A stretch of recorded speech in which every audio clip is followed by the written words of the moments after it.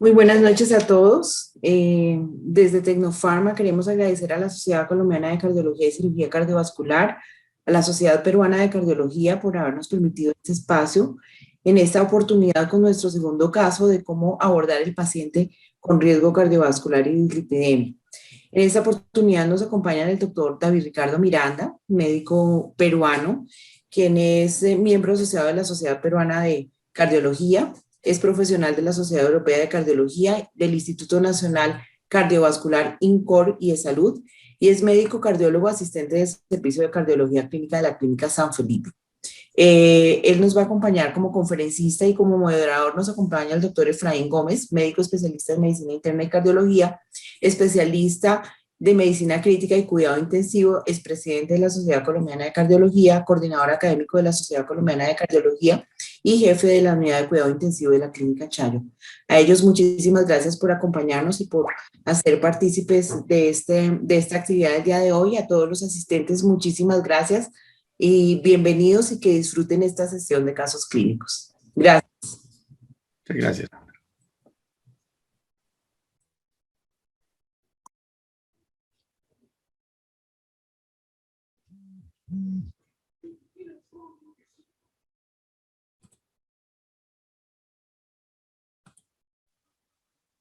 Bien, buenas noches con todos. Doctor Gómez, buenas noches. ¿Me escucha bien? Se escucha perfecto, David, dale. Perfecto, vamos. Buenas noches con todos, doctores. Es para mí un gusto poder compartir estos minutos entre colegas y para hablar de un tema que es fundamental en cardiología preventiva, que es el manejo del riesgo cardiovascular y la dislipidemia. Así que desde un inicio los voy a invitar a que puedan compartir con nosotros a través de los canales que tiene la plataforma sus preguntas, comentarios o discrepancias incluso para poder hacer esta reunión mucho más provechosa. Muy bien, dicho eso vamos al tema. Con seguridad, la mayoría de nosotros hemos estado frente a un paciente con el antecedente de enfermedad cardiovascular aterosclerótica clínica, porque ha tenido un infarto de miocardio, un evento cerebrovascular o tiene enfermedad arterial periférica.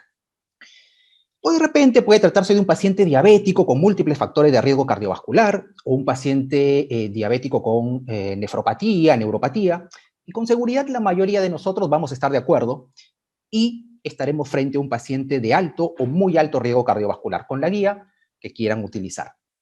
Sin embargo, ese no es el perfil más frecuente del paciente que acude a una cita para un chequeo cardiovascular, ¿correcto? Probablemente el perfil de ese paciente sea más parecido al perfil del caso clínico que les traigo hoy.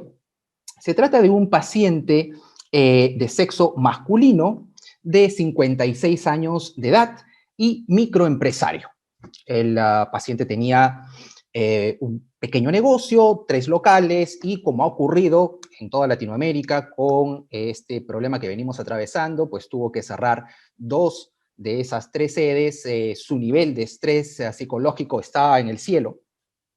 Él ya había tenido una evaluación cardiovascular previa hace unos 8 meses antes del periodo de cuarentena, estamos hablando de marzo del año pasado, y había conseguido reducir hasta 3 kilos de peso luego de esa evaluación en otro centro, y estaba convencido de que no iba a hacer más actividad física. Él es sedentario desde su adolescencia y no iba a intentar algo más. Pero que lo trae a consultorio fue el infarto de miocardio de su hermano de 60 años. Obviamente lo asustó y ustedes saben que esto es muy frecuente en consulta y acudió a realizar una evaluación. Al examen físico preferencial, su presión arterial era de 134,70 y esto siguiendo los lineamientos de la recientemente publicada guía de la Sociedad Europea de Hipertensión Arterial, 3 tomas de presión en ambos brazos, promediando las últimas 2 con intervalos de 1 minuto entre tomas y en las mejores condiciones. Su frecuencia cardíaca 72 latidos por minuto, su frecuencia respiratoria 16 por minuto. Tomamos nuestro centímetro, su perímetro abdominal era de 98 centímetros, su estatura 1,70 m, 76 kilos de peso y un índice de masa corporal de 26,3. Al examen físico Cardiovascular, los ruidos cardíacos eran rítmicos, de buena intensidad, no habían soplos, ingurgitación yugular, reflujo hepatoyugular negativo, pulsos periféricos presentes y simétricos, y no había edemas. El resto del examen físico dentro de límites normales. Así que con este paciente sentado en el consultorio, les hago la primera pregunta. Vamos a ver por dónde estamos. ¿Cuál es el objetivo inicial en la evaluación de este paciente? Vamos a establecer metas de reducción de presión arterial, reducción de peso, por sobre lo que él ya había reducido, definir la necesidad del tratamiento farmacológico por hipertensión arterial. Ya están teniendo seguramente en mente que este paciente podría tener hipertensión enmascarada, estratificar el riesgo cardiovascular del paciente de alguna manera, o conseguir un dosaje sérico de lipoproteína A por el antecedente familiar. Vamos a tener 30 segundos para contestar la pregunta. Jorge.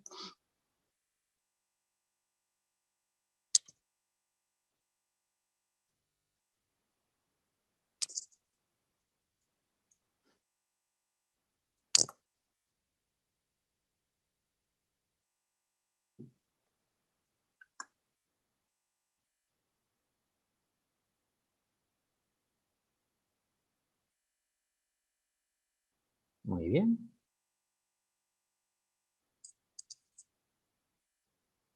Muy bien, perfecto. Parece que estamos yendo por un camino común. 92% del auditorio piensa que hay que estratificar el riesgo cardiovascular. 5% de forma interesante, obtener dosaje sérico de lipoproteína A por el antecedente familiar. Y 3% establecer metas de reducción de peso. Perfecto. Muy bien. Esta pregunta me permite comentarles lo que es la prevención cardiovascular. A decir de la Guía Europea para el manejo de dislipemias y reducción del riesgo cardiovascular, la prevención implica un conjunto de medidas coordinadas a nivel poblacional y a nivel individual con el objetivo de erradicar o al menos reducir el impacto de la enfermedad cardiovascular aterosclerótica. Y como bien saben ustedes, en las últimas décadas ha habido un avance tremendo en prevención cardiovascular, con el surgimiento de una serie de sociedades científicas, como pueden ver ustedes en la diapositiva, e incluso hace 2 años el grupo de cardiología preventiva del American College plantea la posibilidad de una subespecialidad dentro de la medicina cardiovascular, que es la cardiología preventiva, que debe lidiar básicamente con 4 entidades: diabetes, hipertensión, dislipemia y obesidad. Debe tener conocimiento y la capacidad de interpretación de biomarcadores, tanto laboratoriales como genéticos, de estudios de imágenes, ecografías vasculares, tomografías, resonancias. Y en el centro de la prevención cardiovascular se encuentra la estratificación de riesgo. Siempre que tengamos al paciente en consulta, nos vamos a dirigir a ello. ¿Y qué cosa es estratificar? Según la guía europea, es establecer la probabilidad de desarrollar un evento cardiovascular aterosclerótico en un periodo de tiempo definido. Un concepto muy puntual y, como vamos a ver, pues no es tan fácil de realizar. Aquí les traigo el registro Duke, un registro con más de 6.600 pacientes con un primer infarto de miocardio. Lo que hicieron estos investigadores fue determinar el porcentaje de pacientes que ya habían tenido un infarto, que si hubieran sido evaluados antes del infarto, hubieran tenido la indicación de recibir estatinas, porque tienen determinado riesgo cardiovascular. Y lo que hicieron fue comparar la guía del año 2013 con la guía del año 2018. Por supuesto, es esperable que la última guía catalogue a más pacientes como de un riesgo cardiovascular suficiente para recibir estatinas. Recordemos que la guía americana es fundamentalmente estatino-céntrica, ¿correcto? Muy bien. Y fíjense lo que ocurrió en el grupo de pacientes por debajo de 55 años. Hubo incluso una reducción en el porcentaje de pacientes que hubieran tenido la indicación de estatinas. Recordemos que estos pacientes terminaron con un infarto de miocardio. Por tanto, estamos fallando en la estratificación adecuada del riesgo cardiovascular. Y fíjense que menos del 50% de los pacientes tenía indicación de uso de estatinas y terminaron con un infarto de miocardio.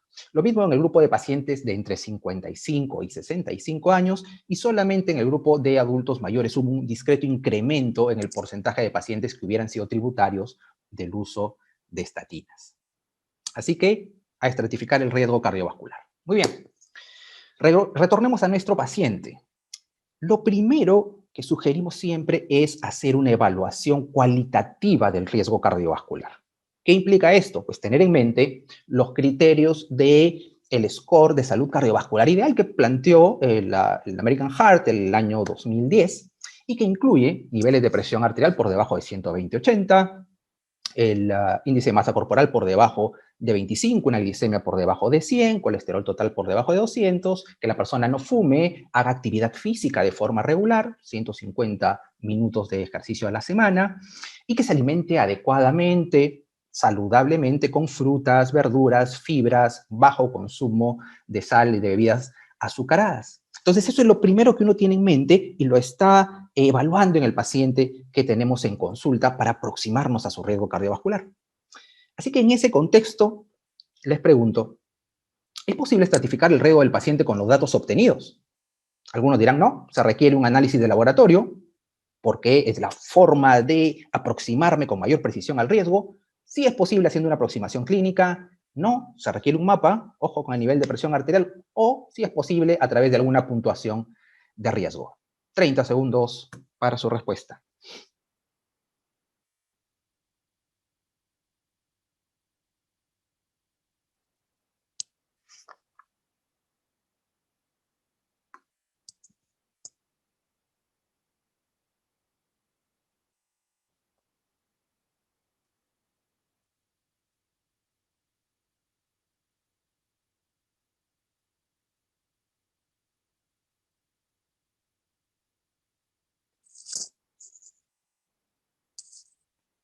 Muy bien, perfecto. Y aquí la cosa está mucho más dividida. 47% del auditorio piensa que sí es posible a través de alguna puntuación de riesgo, sin laboratorio. Muy bien. 26% piensa que no, que requerimos análisis de laboratorio porque tenemos en mente los objetivos terapéuticos según el laboratorio, y 24% piensa que sí es posible haciendo una aproximación clínica. Muy bien, interesante. Vamos a ver qué tenemos ante ello.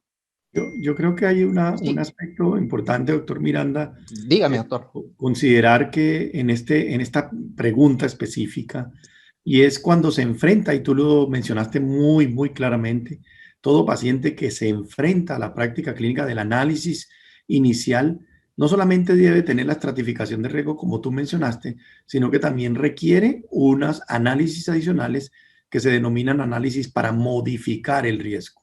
Entonces, muchas veces tenemos un riesgo que aparentemente puede ser bajo o normal, y resulta que con los análisis que se hagan posteriormente, ese riesgo se puede magnificar o amplificar o modificar para un alto riesgo. Por lo tanto, es importante tener esa consideración cuando se va a hacer el análisis inicial en un paciente desde el punto de vista clínico. De acuerdo, doctor.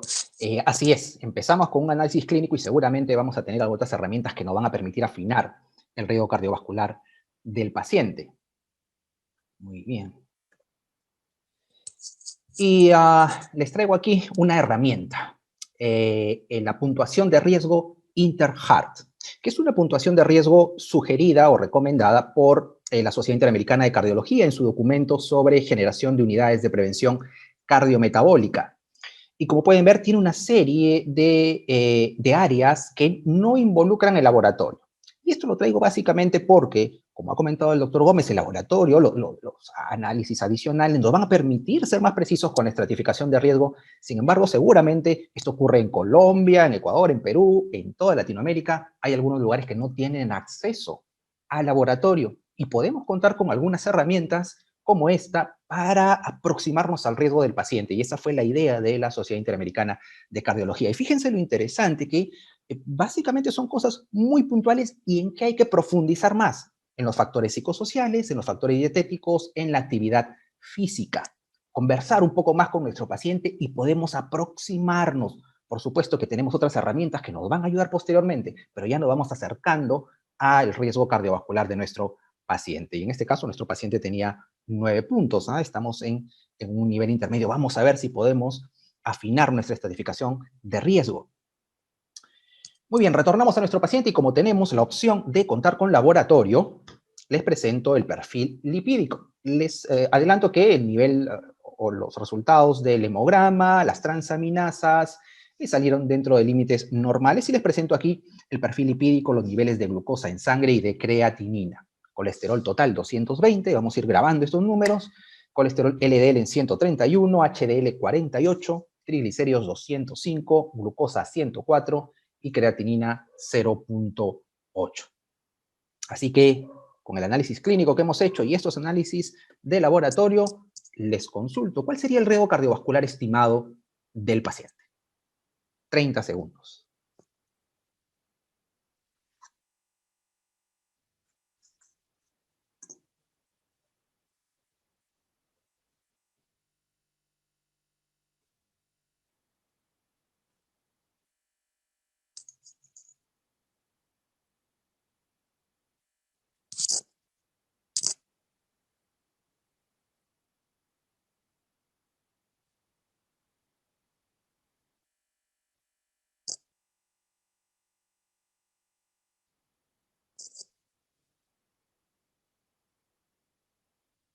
Perfecto.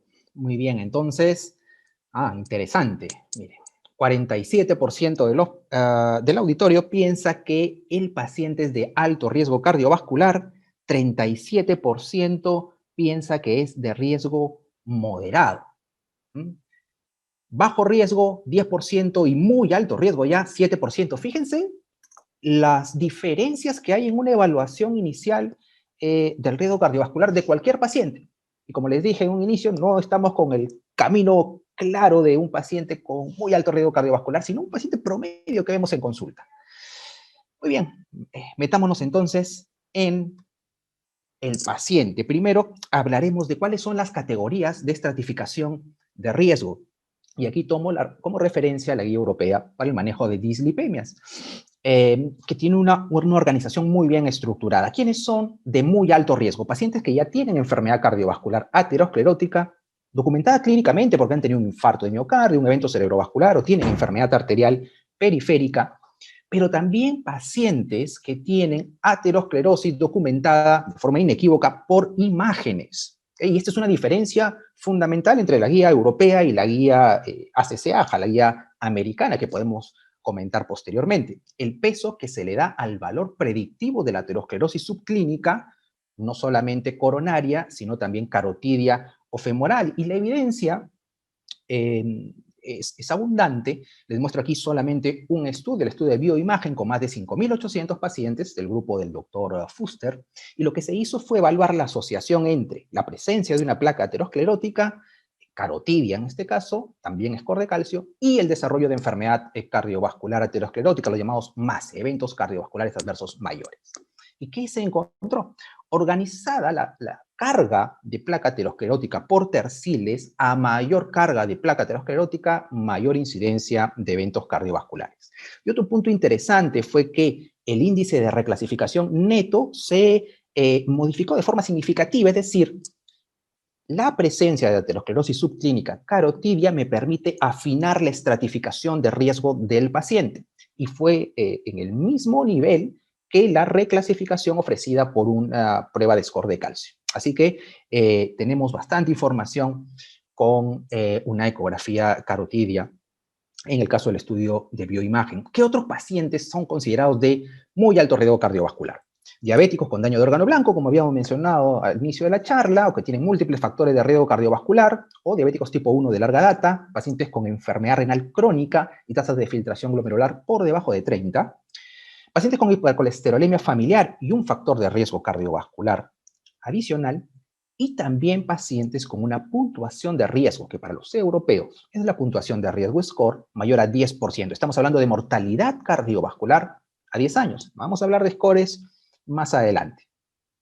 ¿Qué pacientes son de alto riesgo? Los que ustedes ven aquí consignados: elevación marcada de un único factor de riesgo, hipercolesterolemia familiar, diabetes sin daño de órgano blanco o con más de 10 años de evolución o un factor de riesgo cardiovascular adicional. Y esto me permite mencionar que la gran mayoría de pacientes diabéticos van a ser de alto riesgo cardiovascular, atentos a eso. Pacientes con enfermedad renal crónica moderada, con una puntuación score entre 5 y 10%, y en el caso de los hipertensos, que siempre agrego yo esta tabla, y esta información está en la guía de hipertensión arterial, pacientes con rigidez arterial por velocidad onda de pulso, por presión de pulso incrementada, hipertrofia ventricular izquierda o microalbuminuria son de alto riesgo cardiovascular. Riesgo moderado, diabéticos jóvenes, con puntuaciones de score intermedia, y bajo riesgo con puntuaciones score por debajo del 1%. Y esto me permite hacer algún comentario respecto a las puntuaciones de riesgo. Y esto puede ser algo conflictivo, pues como bien sabemos, en Latinoamérica no contamos con un score específico para nuestra población. O sea, lo primero es asumir las limitaciones que tenemos al respecto. Sé que existen esfuerzos individuales. En Colombia, con la multiplicación del Framingham por 0,75, en Chile existen tablas específicas, también a partir de Framingham para su población. Argentina tiene también algunas sugerencias respecto a la valoración de riesgo por OPS y el área involucrada, y la guía del año 2016 habla también del uso de la ecuación de cohortes combinadas, ACCAJA. En el Perú no tenemos una recomendación específica, no sé si eso es favorable o desfavorable, nos ofrece la oportunidad de hacer un análisis mayor. Aquí me estoy decantando por la puntuación de riesgo score. Como bien saben, existe puntuación de riesgo para países de alto riesgo y para países de bajo riesgo, ¿correcto? El punto de corte lo marca la mortalidad encima de mortalidad cardiovascular, encima de 150 por 100.000 o por debajo de 150 por 100.000. En el caso de los países latinoamericanos estamos por debajo de 150 por 100.000. Ahora, todo esto fue vigente hasta la semana pasada, donde se publicó el Score 2, una adecuación del score previo, y que tiene algunos puntos fundamentales diferentes. El primero de ellos es que ya no hablamos exclusivamente de mortalidad cardiovascular, sino de eventos fatales y no fatales, ¿correcto? Nos estamos asemejando a lo que ocurre con el grupo ACCAJA. Y en segundo lugar es que ya no existen solo 2 regiones de riesgo, sino 4 regiones de riesgo, ¿correcto? Seguramente vamos a tener la posibilidad de contar también con aplicaciones de este score de riesgo, que es recomendado también por la Sociedad Interamericana de Cardiología, así como nos recomendaban el Interheart, en el caso de no contar con laboratorio, el score de riesgo europeo SCORE, para estratificar a nuestros pacientes. Y les muestro aquí los resultados de la aplicación. Esta es la facilidad que tiene ahora el médico de poder contar con la aplicación en su teléfono, rápidamente introducir los datos del paciente y obtener los resultados. Tanto para la puntuación europea como la puntuación estadounidense, que le estoy trayendo aquí de forma paralela, el paciente cae en un riesgo intermedio o moderado, encima de 2% en el caso de SCORE, incluso ajustado para nuestra población, y en el caso de la ecuación de cohortes combinadas 7.6%. En esta situación, ¿qué hacemos? Ya estamos con un paciente en riesgo moderado y actuamos en función de ello. Los documentos, las guías nos dicen que debemos afinar el riesgo cardiovascular. Y en ese contexto, les pregunto, ¿qué estrategia no se considera útil para afinar la estratificación de riesgo cardiovascular? Tenemos 30 segundos.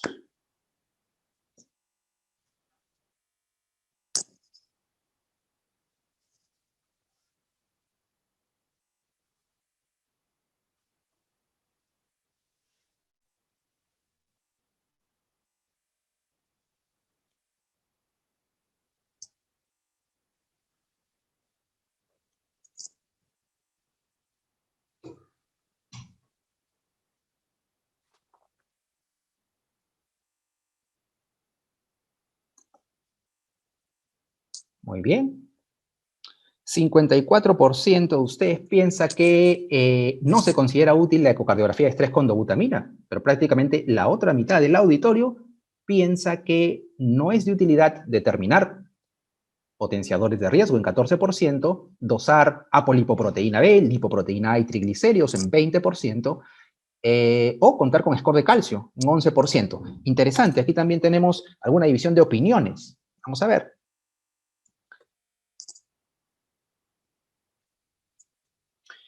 Retornamos a nuestro paciente y sabemos que cuando tenemos un paciente en riesgo moderado o intermedio, debemos afinar el riesgo cardiovascular y la primera herramienta es mirar potenciadores de riesgo.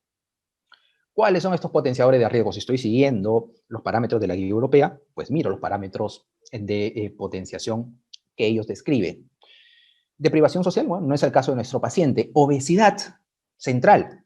Y aquí les hago ya una primera pregunta. ¿Cuál es el punto de corte para hablar de obesidad abdominal en nuestra población? Y ahí también pueden haber algunas discrepancias. Como bien recordarán, existe un documento de consenso de la Federación Internacional de Diabetes, el American Heart, de la Federación Mundial del Corazón, entre otros, que llegaron a un consenso respecto a la definición de síndrome metabólico y con un punto de corte para perímetro abdominal que nos equipararon al grupo asiático, 90 para los varones, 80 para las mujeres. Sin embargo, existen trabajos en nuestra población, los trabajos del doctor Ashner, que nos habla de 94 para varones, 90-92 para mujeres. La doctora Medina en el Perú, en Arequipa, la segunda ciudad más importante del país, nos habla de 97 en el varón, 87 en la mujer. Para cualquiera de estos criterios, nuestro paciente tiene obesidad abdominal. Además tiene inactividad física, ya les había mencionado que él es sedentario desde su adolescencia. Ninguno de los otros factores aquí consignados los tiene nuestro paciente. Y por el lado de la guía ACC-AJA hay algunos puntos interesantes que destacar. La presencia del antecedente familiar de enfermedad coronaria precoz, que es rápidamente obtenido en la entrevista, en la consulta. La presencia de síndrome metabólico, y fíjense que nuestro paciente tiene perímetro abdominal incrementado, tiene los triglicéridos por encima de 150 y lo ha tenido de forma repetida, tiene elevación de presión arterial encima de 130-80, así no tiene colesterol HDL por debajo de los límites establecidos, así que tiene 4 de los 5 criterios, así que ya es un punto a considerar.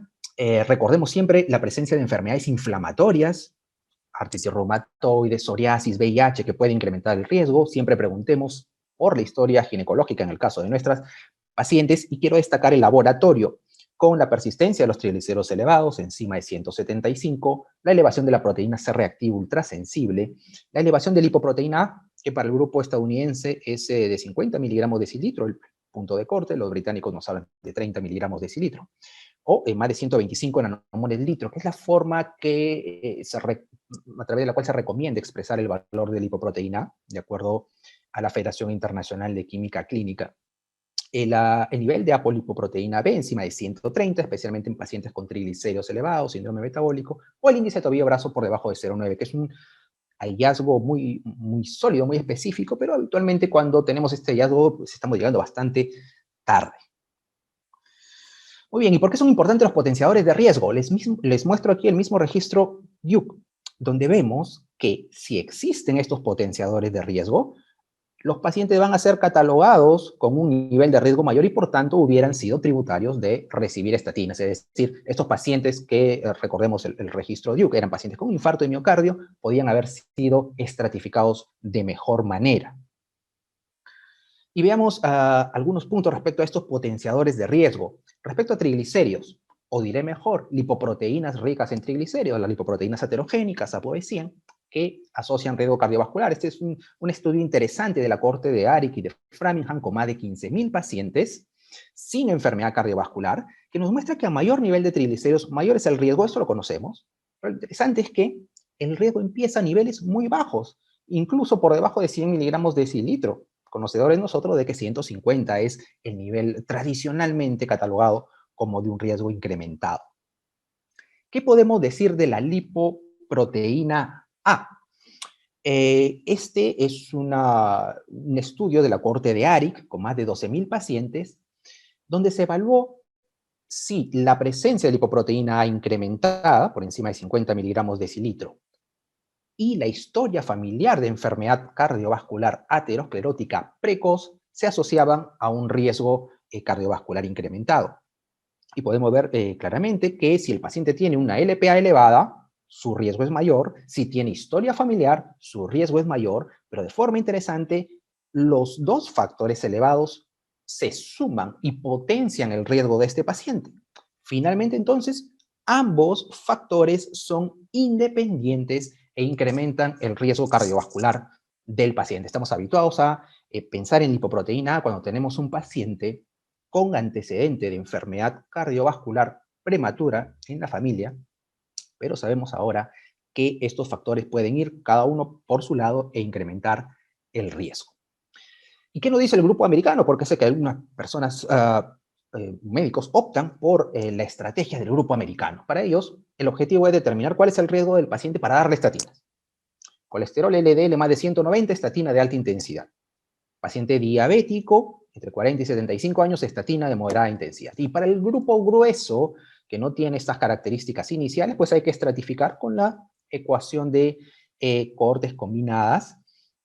Y si estamos en riesgo intermedio, como en el caso de nuestro paciente, potenciadores también. Finalmente, después de evaluar los potenciadores, si aún tengo dudas, score de calcio coronario, ¿no? Porque sabemos que si tenemos un score de calcio 0, el riesgo cardiovascular del paciente a 10 años es muy bajo, pero ojo, que existe un grupo de pacientes, pacientes fumadores o pacientes con historia familiar de enfermedad aterosclerótica precoz o diabéticos, en los cuales ese score de calcio 0 no tiene tanta solidez como en el resto de pacientes. Muy bien. Y la data o la evidencia que soporte el uso del score de calcio, pues es abundante. Les muestro aquí nuevamente el estudio bioimagen. Claramente, a mayor nivel de score de calcio, mayor es la incidencia de eventos cardiovasculares adversos mayores.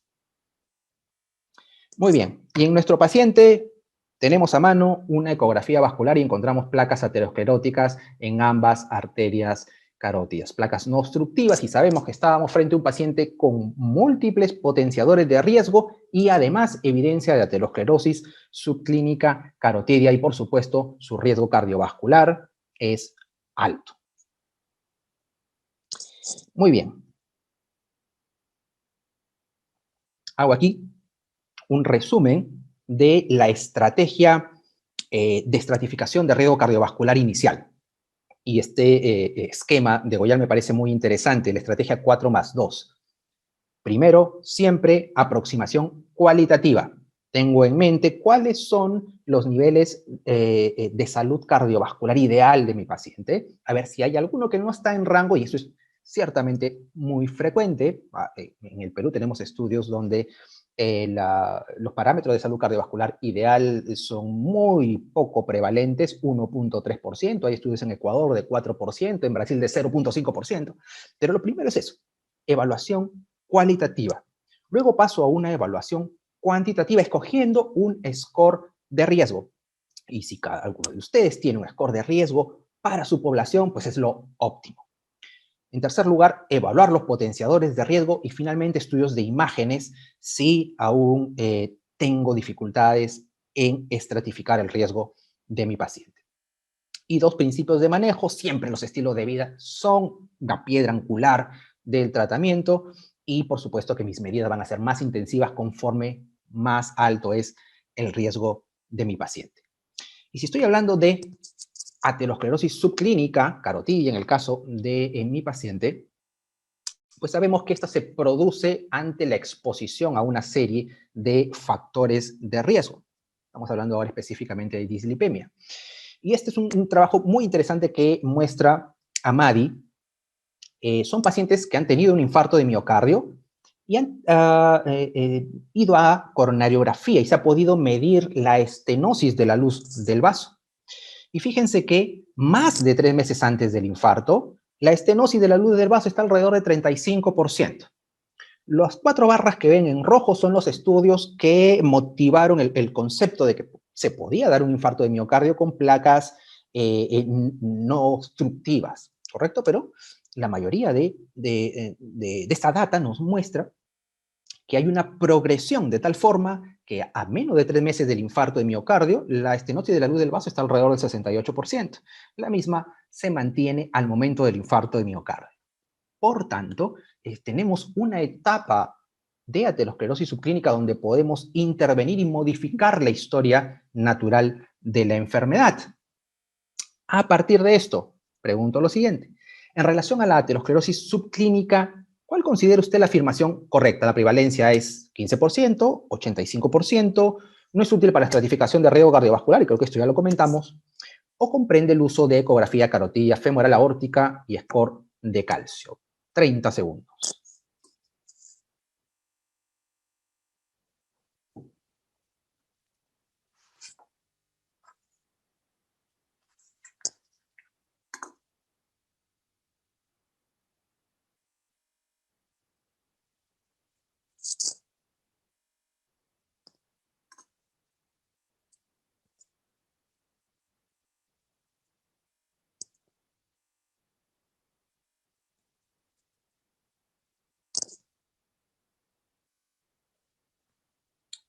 Muy bien. 74% del auditorio piensa que comprende la ecografía carotidia, femoral aórtica y el score de calcio. Perfecto. 21% nos dice que su prevalencia está alrededor del 85%, bastante elevada, pero hay un 5% que nos dice que la prevalencia es de 15%. Vamos a ver cómo encajan estos números. Les muestro aquí el estudio PESA, el grupo del doctor Fuster. Lo interesante de este trabajo es que no se realiza en pacientes con enfermedad cardiovascular aterosclerótica, obviamente, sino en trabajadores de un banco español en Madrid.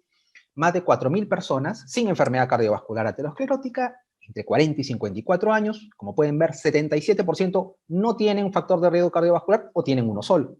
Así que es el paciente que vemos en consulta. La prevalencia es de 63%.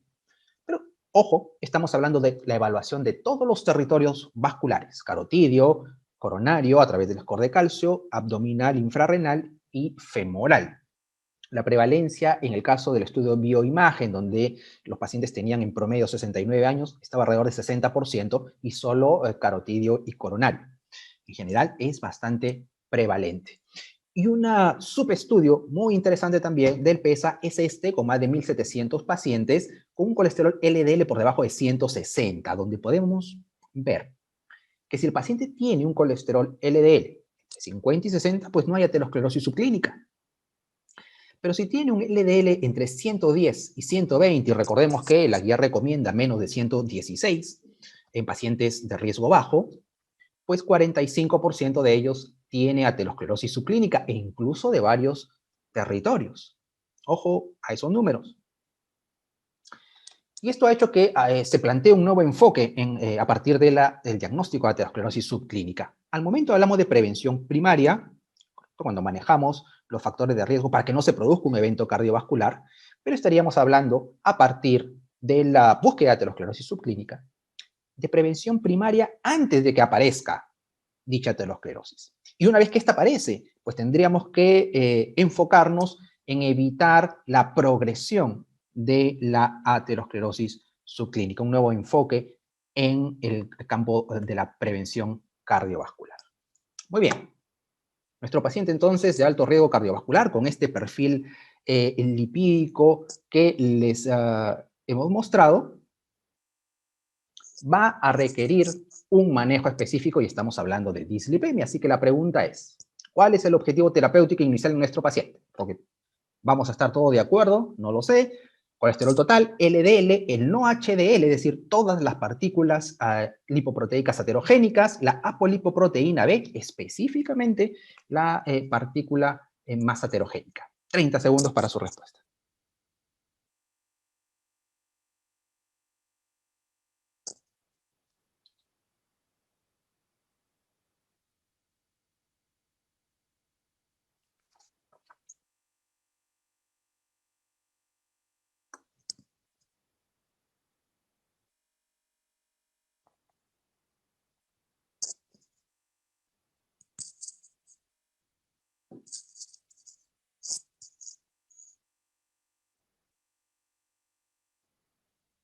Muy bien. 82% del auditorio piensa que el objetivo terapéutico inicial es el LDL colesterol. De forma interesante, 4% colesterol total, 8% colesterol no HDL y 6% apolipoproteína B. Muy bien, esto lo podemos conversar también. Al final, ¿cuál sería la mejor herramienta? ¿Cuál es la más precisa en su asociación con el riesgo cardiovascular aterosclerótico? ¿Qué nos dicen las guías? La guía europea para el manejo de dislipemia nos establece claramente un primer objetivo terapéutico, el LDL colesterol. Y el objetivo está en función del riesgo de mi paciente. Si tenemos un paciente de muy alto riesgo, menos de 55 miligramos decilitro, de alto riesgo menos de 70, moderado menos de 100 y bajo menos de 116. Mi segundo objetivo es el colesterol no HDL, ¿correcto? La diferencia entre el total y el HDL que está involucrando a todas las partículas aterogénicas. Y finalmente, si contamos en nuestro laboratorio con apolipoproteína B, que como sabemos esa partícula lipoproteica aterogénica puede incluso ser un mejor predictor de riesgo cardiovascular que el LDL colesterol. Pero toda la evidencia clínica la tenemos con LDL y ese es nuestro objetivo terapéutico inicial. Muy bien. Sabiendo cuál es el objetivo terapéutico, qué está pasando en la realidad. Y le muestro solo aquí un par de trabajos, porque existen muchos de ellos. En el EuroAspire 5, pacientes todos de muy alto riesgo cardiovascular, como enfermedad cardiovascular aterosclerótica clínica. Fíjense que solo el 29% de los pacientes alcanzaron el objetivo terapéutico de un LDL colesterol por debajo de 70 miligramos decilitro. Y este objetivo terapéutico era el que se encontraba vigente en el momento que se realizó el estudio. Imagínense cuántos pacientes van a alcanzar menos de 55 miligramos decilitro, que es el objetivo actual. Y en terapia combinada, es decir, sumando ezetimibe, 52% alcanzaron el objetivo terapéutico. Así que estamos muy lejos y estamos hablando aquí, fíjense, de estos países europeos. ¿Cómo estaremos nosotros? Habría que mostrar nuestra data. Y hace una semana se publica el registro GOLD, donde podemos ver que, esto es en Estados Unidos, pacientes con enfermedad cardiovascular aterosclerótica también, de 67 años, mostrados en 3 cohortes, los que reciben inhibidores PCSK9, colesterol LDL entre 70 y 99 o más de 100. Fíjense en la población basal, la cantidad de pacientes que están en objetivo terapéutico es bajísima, ¿correcto? Alrededor de 15% en el mejor de los casos en el seguimiento a un par de años. Por supuesto, los pacientes en inhibidores PCSK9 son los que obtienen los mejores resultados. Correcto, entonces, nuestro paciente tiene un colesterol LDL en 131, yo ya sé cuál es su nivel de riesgo, ya conozco su objetivo terapéutico. ¿Cuál es entonces la mejor opción farmacológica para la reducción del LDL? Vamos a ver si existe aquí alguna controversia. Tenemos 30 segundos, ahí tienen ustedes las alternativas.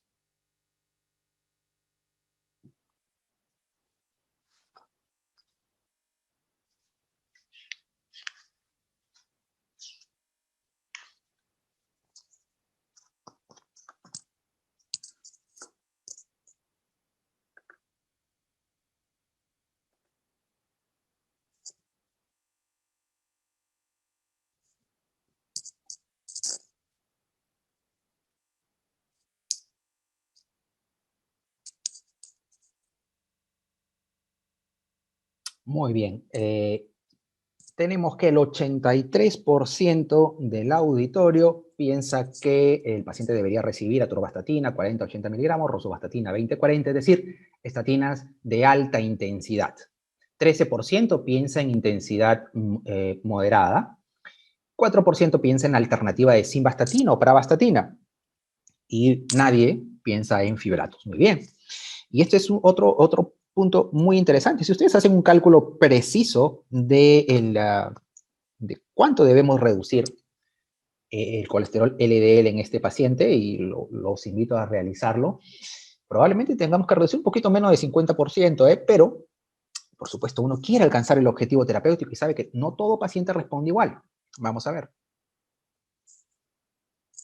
Tenemos múltiples estrategias terapéuticas. Esta revisión ustedes seguro la conocen muy bien, pero vamos a bajar al campo y fundamentalmente tenemos 3 herramientas en este momento en nuestro medio: estatinas, ezetimibe e inhibidores PCSK9. Sé que en algunos países de América Latina ya los tienen, en Perú no los tenemos, nuestros pacientes tienen que traerlos de Colombia, ahora sé que en Chile hay y por supuesto en otras latitudes. Muy bien. Las estatinas se eligen en función de cuánto quiero reducir, qué porcentaje de colesterol LDL quiero reducir en mi paciente. Y si yo quiero reducir más de 50%, porque mi objetivo terapéutico está allá, pues elijo una estatina de alta intensidad. En este caso, atorvastatina 40-80, rosuvastatina 20-40. Así que tengo un nivel de colesterol LDL, tengo el objetivo terapéutico y en función de esa diferencia, esa reducción que necesito, elijo la estatina. Y como sabemos, la reducción del promedio del colesterol LDL pues va a ir incrementándose conforme sumamos estrategias terapéuticas, desde el uso de estatinas de intensidad moderada hasta la combinación de inhibidores PCSK9, estatinas y ezetimibe para alcanzar hasta 85% de reducción de LDL y números muy bajos de colesterol LDL. Ya me contarán su experiencia respecto a eso, a los niveles que alcanzan nuestros pacientes con inhibidores PCSK9. Muy bien, nuestro paciente recibió estatina de alta intensidad y este es el perfil lipídico luego de recibir dicha terapia. Colesterol total 162, LDL 80, HDL 46, triglicéridos 178, glucosa 106 y creatinina 0.8. Teniendo en mente dicho perfil, ¿cuál sería la mejor decisión terapéutica ahora? ¿Agregamos fenofibrato? ¿Agregamos ezetimibe? ¿Nos vamos por evolocumab? ¿O mantenemos la terapia establecida? 30 segundos.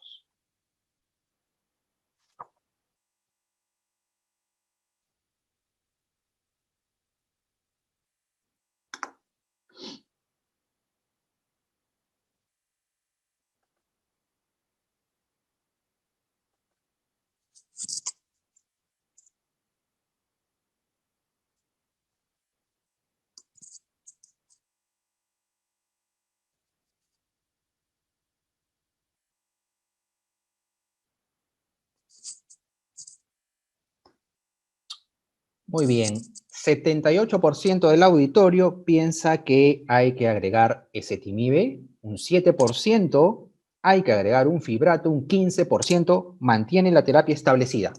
Estamos en 80 de LDL y no requiero bajar más. Recordemos nuestros objetivos terapéuticos. Paciente de alto riesgo cardiovascular, ¿hacia dónde apuntamos? Paciente de un riesgo cardiovascular moderado, otro objetivo terapéutico. ¿Qué nos dice la literatura? Este es un estudio pequeño que me parece muy interesante, el doctor Valentine, y fíjense qué antiguo es, año 2003, en la época que ezetimibe no tenía la documentación de beneficio clínico, 628 pacientes con un LDL entre 145 y 250, y lo que se comparó es la estrategia con atorvastatina sola versus atorvastatina con ezetimibe. Fíjense que si tienen un paciente que recibe 10 miligramos de atorvastatina y ustedes le suman ezetimibe, consiguen una reducción de 53% en el colesterol LDL, que es básicamente similar a la reducción que consigue atorvastatina 80.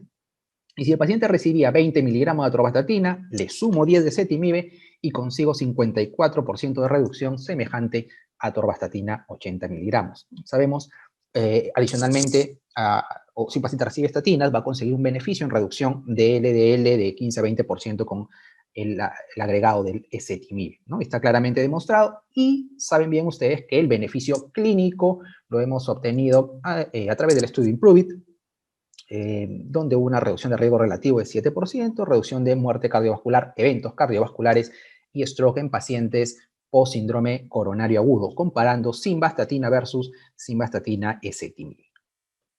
Y además de reducción de eventos clínicos, un punto interesante, hay reducción de placa, como podemos apreciar en el estudio Precise-IBUS, un estudio japonés, donde podemos ver que con la combinación de atorvastatina, ezetimibe, hay no solamente la detención de la progresión de la placa, sino hay regresión de placa aterosclerótica, que fue marcado en los pacientes que habían tenido un síndrome coronario agudo reciente. Como sabemos, esos son los pacientes de mayor riesgo cardiovascular. Y fíjense en la gráfica cómo alrededor de 70-80 miligramos de decilitro de LDL colesterol se detiene la placa y por debajo de esos niveles hay regresión, como podemos ver en varios trials.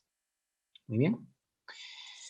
Este es el perfil lipídico de nuestro paciente una vez agregado el ezetimibe. Colesterol total 138, LDL 62, HDL 46, triglicéridos 148 y básicamente sin variación en niveles de glicemia y creatinina. Hemos alcanzado el objetivo terapéutico por debajo de 70 miligramos de decilitro. Ojo que cuando tenemos niveles bajos de LDL colesterol, podemos echar mano a otras herramientas, la ecuación de Martin-Hopkins, que es más precisa en la determinación de colesterol LDL. Y no quiero dejar pasar la idea de que siempre hay un riesgo residual. Así como hablamos en prevención secundaria, también hay aquí un riesgo residual. Fíjense esos niveles de glicemia, así que no todo es lípidos. Vamos a tener que enfocarnos en el manejo de la presión arterial, de la glicemia, de la actividad física y la parte nutricional en nuestro paciente para realmente optimizar el riesgo cardiovascular. ¿Correcto? Hay que mirar en global, en conjunto, no solamente el aspecto lipídico. Muy bien, creo que estamos llegando al final con estas conclusiones. Primero, la identificación de los factores de riesgo cardiovascular tradicionales, es decir, la evaluación cualitativa, es el primer abordaje. Se sugiere luego agregar una evaluación cuantitativa del riesgo. Siempre debe considerarse la presencia de los potenciadores. Luego paso a la evaluación de imágenes, ecografía vascular, score de calcio. Vamos a ver las preferencias que puede tener uno en función de las guías y de su experiencia. Y por supuesto de la logística que tenga yo a mano. El resultado de la estratificación de riesgo define los objetivos terapéuticos y el empleo de estatinas, ezetimibe e inhibidores PCSK9 al momento, vamos a hablar seguramente de algunas herramientas que están llegando, permite alcanzar los objetivos planteados. Muchas gracias, doctores, por su atención y quedamos a disposición para sus comentarios. Muchísimas gracias, doctor Miranda. Excelente presentación. Sin duda alguna es un aporte importante de la cantidad de pacientes que en la práctica clínica general se acercan a nuestra consulta y que desafortunadamente no se le hace la evaluación de riesgo como corresponde e incluso no se utilizan herramientas que son muy baratas, sencillas, prácticas de laboratorio clínico simple e incluso como por ejemplo la medición del tobillo-brazo o ver una placa de tórax donde se observe una placa de ateroma. Con esa sola imagen inequívoca tú puedes estratificar un riesgo cardiovascular de un paciente que aparentemente no era alto riesgo en un paciente de alto riesgo o muy alto riesgo y en concordancia la intervención terapéutica iría en esa ruta. De tal forma que ustedes observan como un paciente que aparentemente no era alto riesgo, que simplemente fue a chequeo, fue un paciente de alto riesgo. Y la mayoría de las veces el error que se comete en la clasificación del riesgo está dada por la no utilización de la sumatoria de los factores de riesgo. Recuerden ustedes que un paciente, en este caso, por ejemplo, que tiene obesidad abdominal, de acuerdo a los parámetros que mencionó el doctor Miranda, cualquiera que ustedes escojan, conjuntamente con la adición de otros factores de riesgo, o un factor modificador del riesgo, que incluido está la obesidad, pero una imagen inequívoca de enfermedad vascular aterosclerótica te clasifica inmediatamente en alto riesgo y la meta cambia. Por consiguiente, ya no vamos a tener una meta de LDL por debajo de 100 o una meta de un paciente con 0 factor de riesgo que sería por debajo de 130 y en este caso sería una meta por debajo de 55. Yo creo que es muy interesante y esperemos que hayan comentarios y preguntas que hagan más movida la presentación que hizo el doctor Miranda. Bien, yo tengo aquí algunas preguntas, no sé si las tiene usted, doctor. Bueno, empezamos por las que ya tenemos por aquí. Claro, dale. Nos preguntan, en el caso de lipemias mixtas con predominio de triglicéridos de más de 500 miligramos de decilitro y sobrepeso, sin enfermedad hipertensiva, ¿cuál sería el abordaje? Interesante, y es algo que vemos con frecuencia en nuestra población latina, donde las alteraciones metabólicas son altamente prevalentes. Cuando tenemos triglicéridos incrementados, y ya hablando de encima de 500 miligramos de decilitro, estos pasan a ser el objetivo inicial del abordaje, ¿no? Reducir el nivel de triglicéridos por otras complicaciones y no cardiovasculares asociadas. Estamos hablando de pancreatitis, por ejemplo. Es cierto que cuando estamos ante un paciente, por dar un ejemplo, diabético no controlado, va a tener elevación de triglicéridos y con el ajuste de esos, del manejo de la diabetes, vamos a ver que los triglicéridos caen. Pero cuando ya tenemos más de 500 de triglicéridos, pues pensemos en la reducción del riesgo de pancreatitis y es uno de los escenarios para utilizar fibratos y luego voy a mirar el colesterol LDL como objetivo terapéutico. Por supuesto que mencionan aquí sobrepeso, definitivamente, como en todo paciente, la modificación del estilo de vida es una piedra angular del tratamiento. ¿Un comentario, doctor? Sí, hay un punto de corte en el cual el riesgo sin duda es mayor, puede llegar a ser cercano al 15% de la presencia de pancreatitis y el punto de corte ya es un poco más alto, es alrededor de los 835 miligramos por decilitro, en el cual ya se considera que es muy alto riesgo. Entonces la determinación es siempre, como la enfocó inicialmente el doctor Miranda, ¿qué riesgo tiene mi paciente? Y siempre el objetivo número uno del riesgo está en el LDL. Si el riesgo número uno es pancreatitis, el objetivo inicial de estrategia terapéutica es fundamentalmente la intervención de la pancreatitis. Pero no olviden ustedes que la intervención de la pancreatitis asociada a la presencia de niveles altos de triglicéridos debe ir primero de la mano de la identificación de factores que se relacionan más con el aumento de los triglicéridos. Y uno de ellos es el alto consumo de carbohidratos simples y el consumo de alcohol, que son los dos más poderosos asociados al aumento de los triglicéridos desde el punto de vista de trigliceridemia exógena, que es lo primero que tienen que mirar e intervenir para poder hacer la estrategia terapéutica. Recuerden ustedes que los triglicéridos responden bastante bien con dieta, ¿no? Entonces, primero, siempre que vean el paciente, no importa qué lípido le traiga, estratificación de riesgo, intervención con base en el riesgo, y si uno de los riesgos se convierte en fundamental, hay dos puntos de corte, unos dicen que 400, 500, pero el más aceptado mundialmente es alrededor de 835 miligramos por decilitro, en el cual por encima el riesgo es casi del 15% de pancreatitis y por debajo es un poco menor y se interviene el riesgo. Ojo, puede haber pancreatitis con niveles más bajos. Una de las teorías que se acepta para la pancreatitis asociada a hipertrigliceridemia es justamente la asociación de otros componentes que potencian esos triglicéridos. Por ejemplo, triglicéridos entre 135 y 350 y el consumo exagerado de alcohol o una comida muy opípara y rica en cantidad de grasa puede desencadenar en ese momento un fenómeno de pancreatitis sin que necesariamente sean niveles de triglicéridos muy altos. Sí, sí, de acuerdo. Y el grupo americano inicialmente habló de estos valores un poco más bajos, pero es cierto, ya encima de 800 el riesgo es mucho más significativo.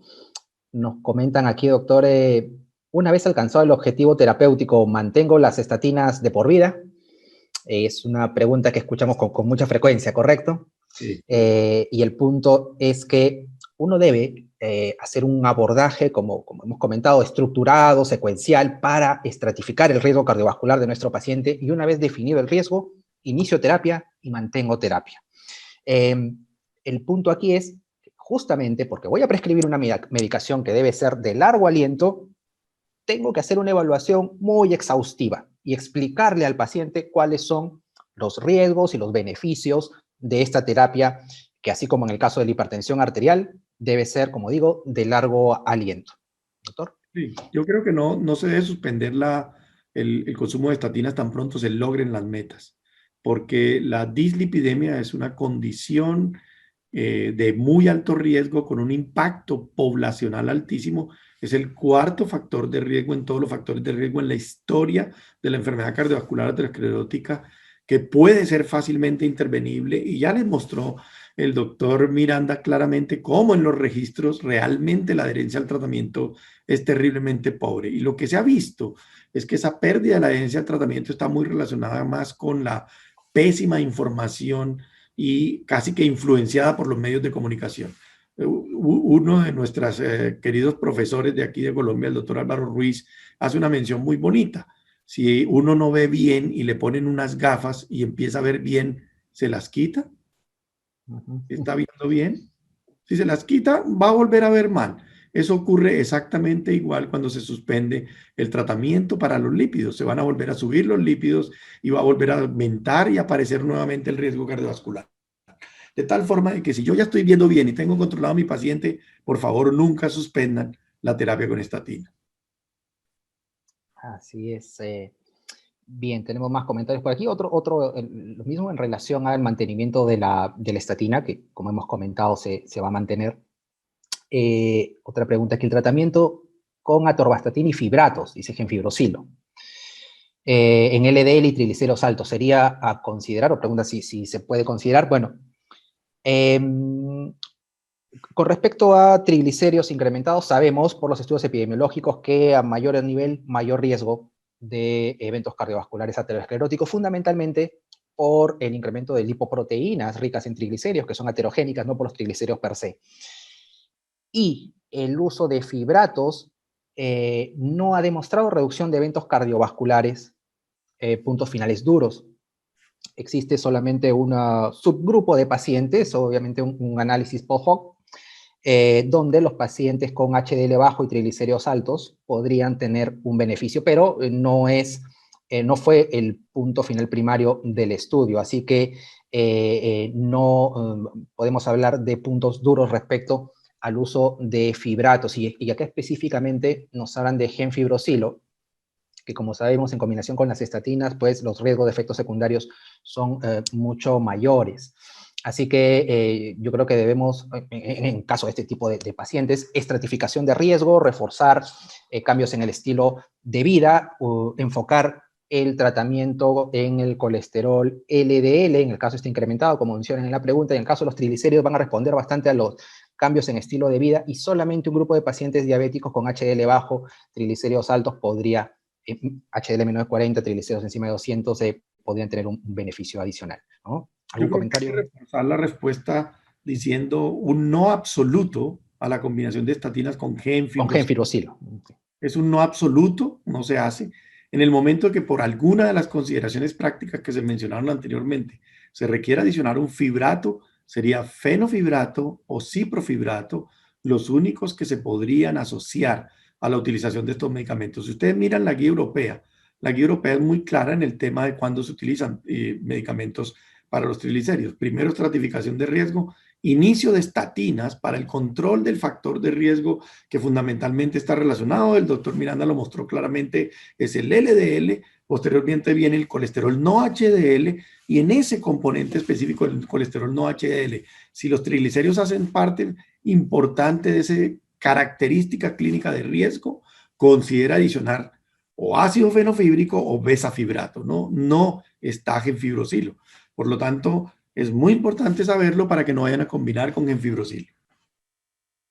Así es. A ver, acá hay un caso clínico, me parece. A ver, buenas noches, tengo un paciente de 55 años con diabetes, glicemia en 246, glicosilada en 12, colesterol total 129, LDL 31, HDL 29.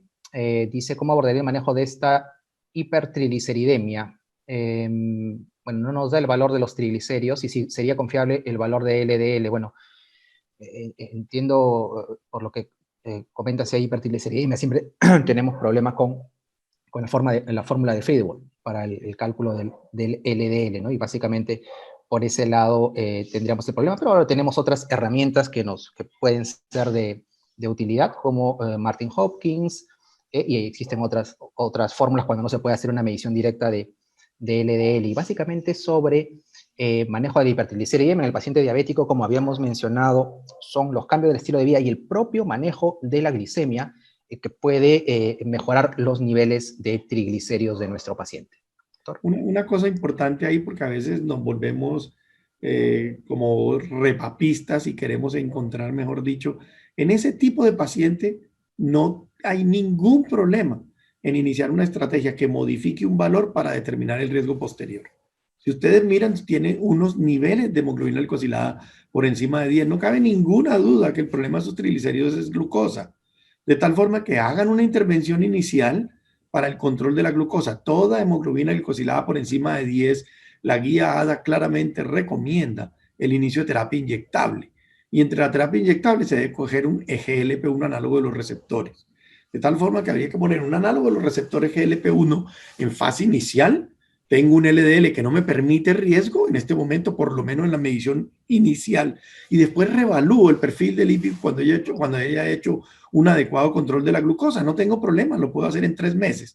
Y a los 3 meses vuelvo y remiro los parámetros de laboratorio, después que haya controlado adecuadamente los niveles de glicemia que contribuyeron significativamente al aumento de los triglicéridos. Recuerden ustedes que los GLP-1 análogos de los receptores logran reducción también de los triglicéridos y lo hacen a través de un buen control del nivel de glucosa en sangre. Por lo tanto, lo pueden hacer primero, evalúan nuevamente a los 3 meses y cuando ya tengan unos parámetros que permitan ir con más certeza al valor de colesterol LDL, se puede hacer. O si no, hacer la medición directa del colesterol LDL, que también se puede hacer por el laboratorio. Así es. A veces la técnica es algo complicada, no tiene todos los laboratorios, ¿correcto? La posibilidad, pero es factible, es factible. Creo que usted respondió aquí ya las 2 preguntas que venían, ¿Cuándo el tiempo para hacer el ajuste del tratamiento? Pues la guía nos recomiendan entre 4 y 12 semanas, ¿no? Ha mencionado que podemos estar en ese rango, y también el uso del liraglutide con mejoría de los valores del perfil lipídico. Y nos añaden los valores de triglicéridos de 341 de triglicéridos en el paciente que mencionaban, y bueno, se puede ajustar. 341 no me angustia para nada y le haría el tratamiento como correspondió. Una cosa que mencionaste tú ahí con relación a al riesgo del paciente, la utilización de los triglicéridos, es las intervenciones en el paciente de alto riesgo, son intervenciones de múltiples factores de riesgo. Y la otra recomendación es, si bien es cierto, tú puedes ser 4 a 6 semanas o 4 a 8 semanas la evaluación del impacto del tratamiento lipídico, la recomendación cada vez toma más fuerza, especialmente en los pacientes de muy alto riesgo a las 4 semanas. Y de hecho, cuando se inicia un inhibidor de la PCSK9, nosotros podemos evaluar el impacto a las 2 semanas de iniciado. O sea, con la primera dosis de un inhibidor de la PCSK9, tú ya puedes ver un resultado en el impacto en la reducción del colesterol LDL, de tal forma que la recomendación es 4 a 6 semanas, preferiblemente 4, especialmente en pacientes de muy alto riesgo o pacientes post síndrome coronario agudo. En síndrome coronario agudo, que es el... Sí, sí, incluso existen documentos ahora de la Sociedad Española de Cardiología, además, donde se está apuntando a hacer un control mucho más precoz en esos pacientes de muy alto riesgo cardiovascular, como menciona. Muy bien, creo que esas son todas las preguntas que tenemos hasta el momento. Por aquí no se me ha pasado ninguna. Así es. Bueno, gracias por todas las felicitaciones que hay por aquí. Y sí, hasta aquí tenemos todas las preguntas del auditorio. No sé si tienen alguna más, estamos a la expectativa.